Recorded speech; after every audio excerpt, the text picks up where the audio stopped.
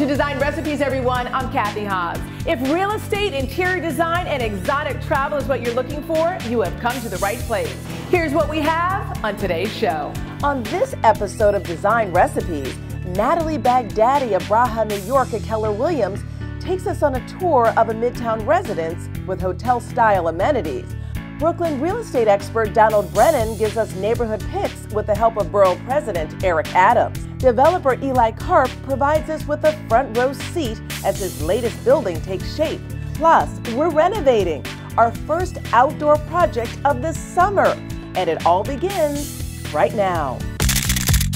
We begin with a glamorous residence at a convenient location right off Fifth Avenue. Hi, I'm Natalie Baghdadi with Bracha, New York at Keller Williams, NYC. Natalie. Kathy, welcome to Casa Hotel and Residences. We're here at 66 West 45th Street, Unit 36A. Let me show you around. Great. Here we feature a 2-bedroom, 2.5 bath unit.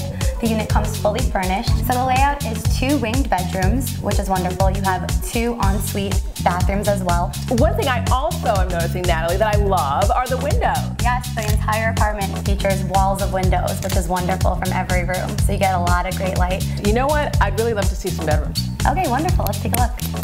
So Kathy, this is the master bedroom. One of the things that I noticed is how big it is and how it's just loaded with light. Yeah, you also have blackout shades when you want to just take a nap and shut everything out. Natalie, I really like this. Yes, it's a very spa-like bathroom. You have a stall shower with a rain shower head. You have additional space for towel shelving as well as a large countertop.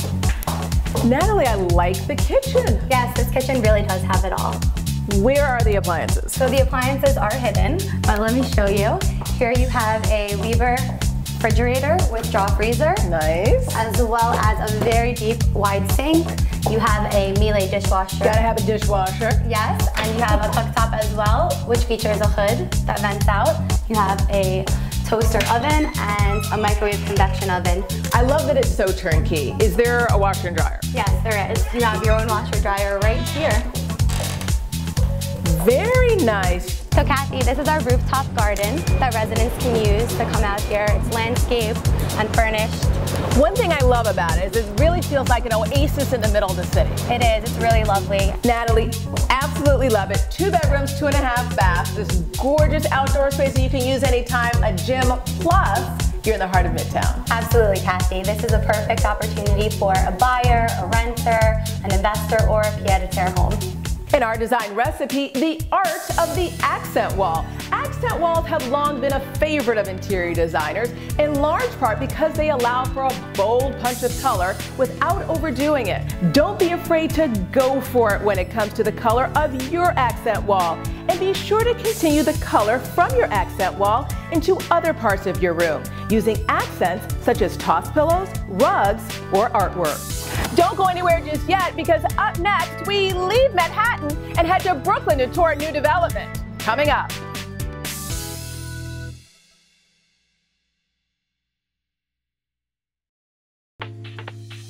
Welcome back to the show, everyone. I'm Kathy Hobbs. It is rare that we get to tour a building under construction, and so you are in for a treat as developer Eli Karp of Hello Living takes us on a tour of his latest development. Hi, I'm Eli Karp from Hello Living. Brooklyn remains red hot. Previously undiscovered neighborhoods now on the map. Developer Eli Karp is a real estate pioneer And this is my new building. continuing to make his mark with his latest project. Every single apartment has their own outdoor space, and that's why I picked the corner so I can actually wrap the terraces all around the building. Okay, well, let's see these terraces. Let me show you. Kathy, the building is still under construction, but I want to give you a sense of it. Can't wait. This is 651 New York Avenue. I divided the building in 4 separate segments, 1, 2, 3, and 4. Each core has its own elevator that gives you private access to your apartment. Now, what's all this that I'm seeing here? This will be core 10 steel that will be covering the staircases, giving that raw, natural look. So it's together. the type of steel that rusts. It gives you that orange tint. That Very orange. cool. My vision for the building was to have a lot of open space, a lot of outside terraces, but most of all, I wanted to have the energy efficiency. The most important part is how you wrap the building. As you can see, we went with 4 inches of styrofoam all around that wraps the entire building, that really seals everything in. Yeah. And for the windows, we chose to go with the triple pane windows, as you can see, so it really like seals the building. So another amazing thing that we did besides the triple pane windows is the way we sealed it into the building by using this amazing foam expander that expands up to 4 inches all around. It's waterproof, watertight, and keeps the element out. Hello New York features a product you not only may never have heard of, but truly sets it apart as far as construction and innovation. So you can see the initial visual difference between Hycrete. Concrete with Hycrete does not absorb moisture, so it has the lighter color. As one of the owners of Hycrete, tell me, what is it? So Hycrete, it's a liquid admixture that forms a waxy insoluble polymer throughout concrete. Doesn't allow moisture to pass through, salt, corrosion. It's an anti-corrosion agent and moisture blocker all in one. These are samples from 2013. It's typical tap water with steel wool inside. Just regular tap? Just regular tap water, and one has Hycrete in it and one is just the tap water. And you can see the difference where from October of 2013, the one with Hycrete has no corrosion. You can't even tell. Where the one without Hycrete is corroded. Self-explanatory. That's amazing, and this is what's going to happen to your building, that it's not going to break down either. It's not going to look like this. Right, because in the concrete is steel rebar, other types of steel. And what Hycrete does, it keeps the steel clean, keeps it from corroding, it stops it from degrading, and it's the steel within concrete that really gives it its strength. In the midst of the construction, it may take imagination to envision, but creativity is behind the floor plans for each condominium residence. Unbelievable. This is an Eli project. So these are triple pane doors that open up to the outside space. They open up fully, bringing the outside to the inside. Now what's this right here that I'm noticing? We used foam liners as we pour the concrete. So this is regular concrete that is embossed to look like wood. So this is a 2-bedroom apartment. This essentially would be your private elevator, which you would come out to into the center of your apartment. So you'd come out of your own private elevator into your residence. Exactly. I love it. So tell me a little bit about the building. How many units do you have here? We have 40 residential units. All condominiums? Yes, we have 1, 2s, and 3s. Give me a sense of the layout. Okay, so we have a 1-bedroom here, we have the living room, dining room area here, you have the kitchen, and then you have the bedroom behind it with its own exit to the terrace, as well as a bathroom and its own washer-dryer hookup. Now, what's going to be the feel of this particular residence as far as the finish? Is modern, industrial? It's going to be more industrial. It's going to have polished concrete floors with a little exposed of concrete wall as well. Eli, I have really been educated by seeing this building going up. I love the innovative concrete, the triple pane doors, that 4-inch styrofoam. It really has been interesting to see how you've paid attention to energy efficiency. This has been so far my most efficient building yet. Up next, our Brooklyn expert Donald Brennan shares some neighborhood picks with the help of someone who should know. Brooklyn Borough President Eric Adams coming up.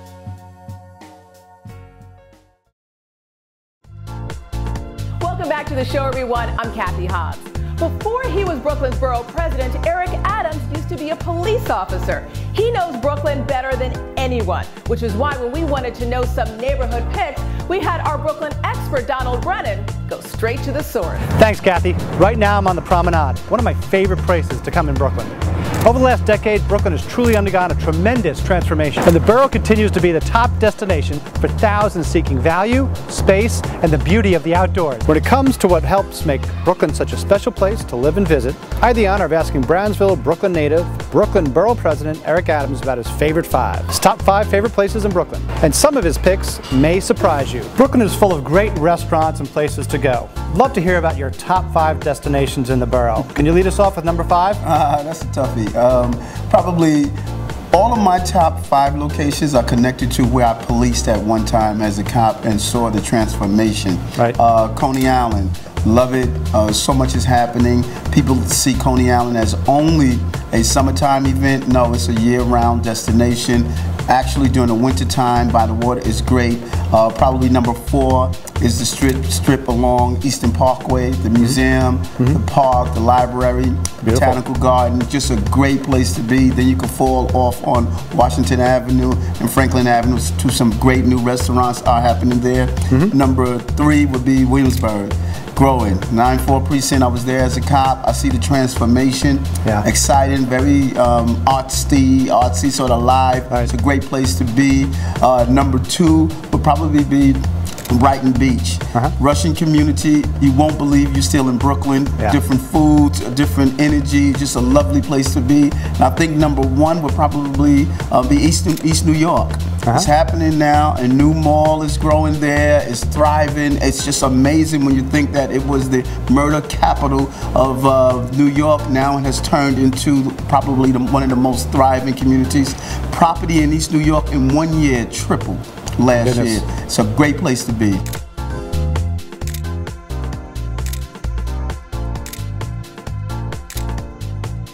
Coming up, we take on an outdoor renovation project, including tips on how to select the perfect native plants. Coming up.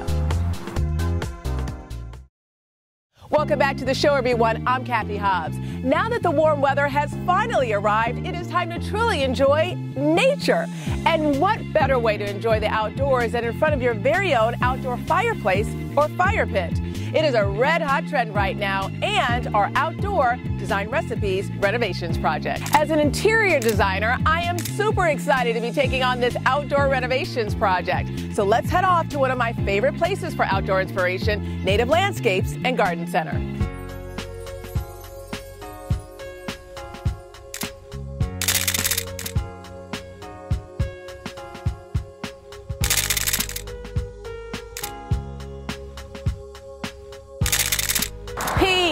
Kathy, nice to see you. Welcome to Native Landscapes and Garden Center. Great to see you again. I know that I have come to the right place. I always love your ideas. I have a project for you. You've seen the photographs.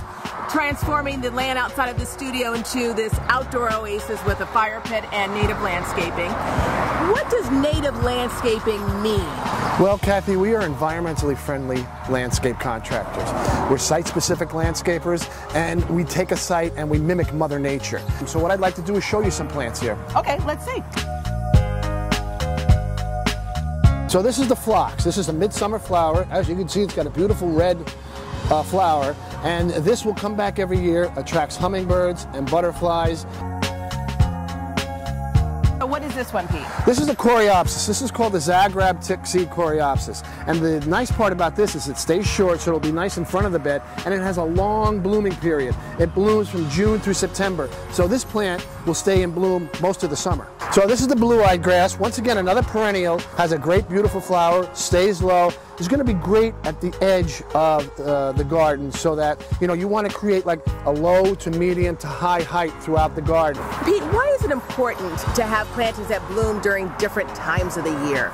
Well, it's important for nature, and it's important for the garden to look good during each part of the year. It's part of that succession of bloom where something is always in bloom throughout the season. Love it. I'm loving all of the ideas for my outdoor project already. Imagine all of these gorgeous native plants dressing up our landscape. But let's not forget the crown jewel, our outdoor patio and fire pit. Pete, I have to say I am so inspired by your ideas, the garden center, your philosophy on native plants. But do you think you can help with this patio and garden center? Absolutely. I'd like to see the site, and let's bring in the expert, Adam, on this.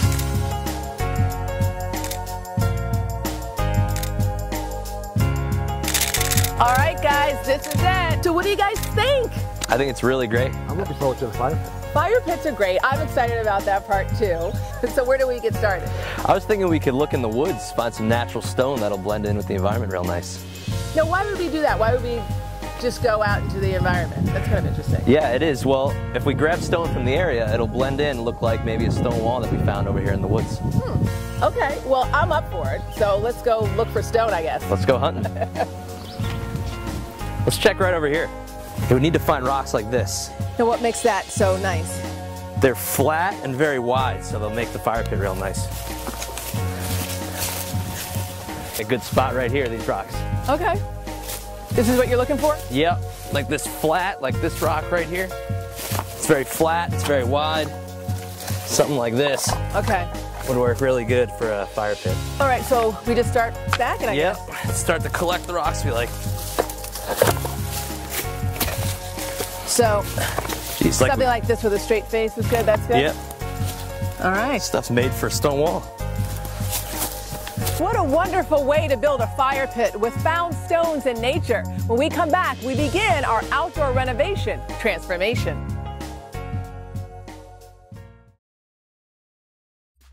Welcome back to Design Recipes, everyone. I'm Kathy Hobbs, and today we are on location in the Hudson Valley in upstate New York, where we're transforming the land outside of this little home office into an outdoor oasis, involving an outdoor fire pit, stone patio, and native plants. Adam, as we say in the TV business, it is showtime. Let's do it. What's the plan? All right, so the plan is we have to put flags out so we can trace out the patio, give us a rough idea where this thing's going to be going. Once we have the flags out, we'll bring in soil. We'll put all the soil down to level out the area, make sure everything's level and flat. Then we're going to bring in the stone base for the patio, lay that on top of the soil, and then we start building.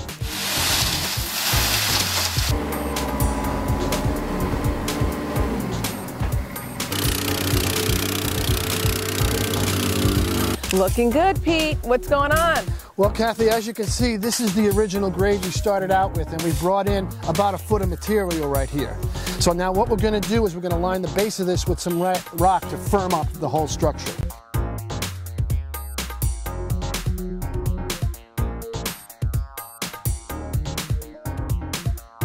So what are you guys up to right now? We're started to build the wall in the fire pit using the stone we found in the woods.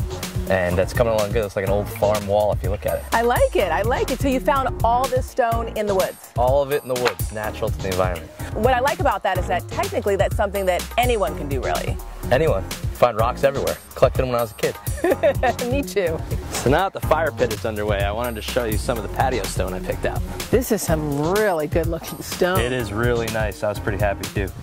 Now we chose the stone because of the gray and the brown under here you see, because it kind of matches the stone we found in the woods. Is this treated in any way? I'm just seeing some really interesting coloring on the front. It's not treated, but what they do is they tumble it so that the edges are smooth around the side here, but it still holds the natural look of the stone. Pretty, yeah. Very pretty. Okay, looking good. I love it. Our patio is really coming together nicely. Using stones, plants, and even lighting that blends with your natural environment is a great landscaping tip.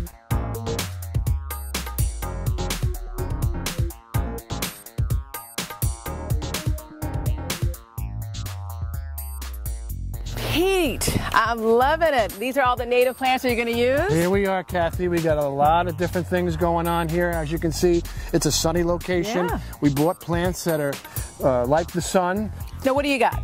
Well, we got a lot of different things. We got the Virginia rose. We got the Carpus, which is going to be a feature plant over here, the one in flower. We got an interesting plant over here, which is the beach plum, which is going to give us a little bit of fruit. We got some irises. And I also like the mix. You have a fruit tree, and then you have something else that's going to actually give some color. I love what you selected. Love the choices of high, low, fruits, dark, light. I'm excited to see what you come up with. All right, let's go for it. All right.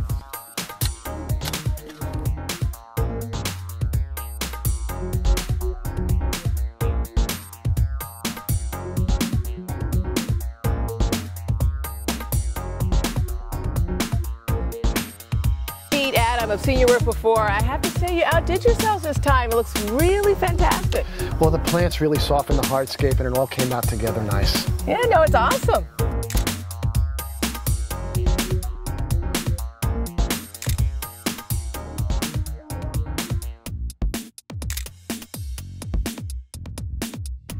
In a word, wow. I simply love this outdoor patio. A fire pit that will bring the family year-round enjoyment, and the classic Adirondack chairs from Pottery Barn.